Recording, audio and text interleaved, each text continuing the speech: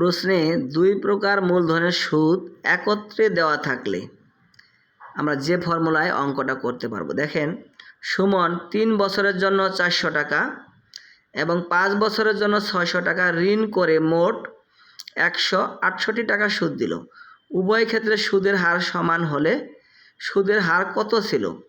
আমাদের এক্ষেত্রে দেখেন, প্রথম ক্ষেত্রে মূলধন হলো P1 হলো আপনার 400 টাকা, আর বছর N1 হলো আপনার 3 বছর।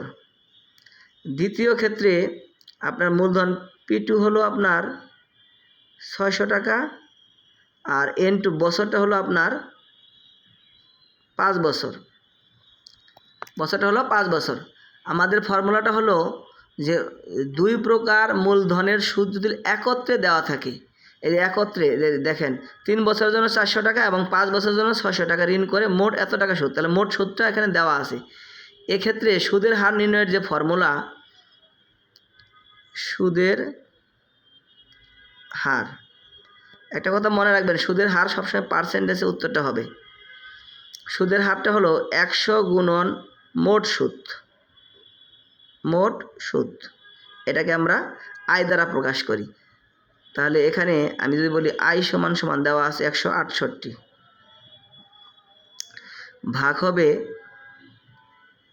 ওই যে প্রথম মূলধন প্রথম বছর যোগ দ্বিতীয় ক্ষেত্রে মূলধন দ্বিতীয় বছর। এখন আমি মানটা যদি বসাই, দেখেন 100 গুণন, এখানে মোট সুদ হলো 168,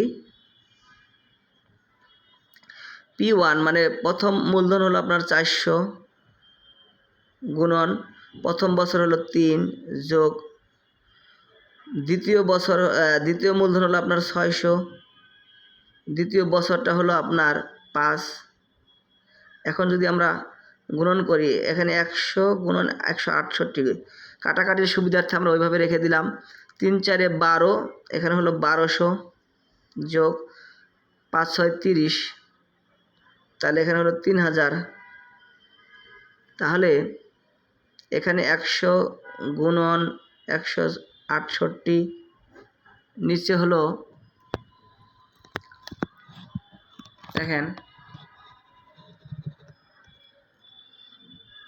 নিচে হলো আপনার 1200 আর 3000 যোগ করলে হবে 4200। 2 0 2 0 কেটে দেন, 2 0 0 কেটে দেন। এখন এই 42 168-র মধ্যে কতবার যায় যদি আমি সহজে একটু দেখাই। এই যে 42 168-র মধ্যে যদি আমি 4 বার দেই, তাহলে 4 দুগুণ 8, 4 4 16। তাহলে দেখেন সহজেই 42 168-র মধ্যে 4 বার যায়, তাহলে কত হলো?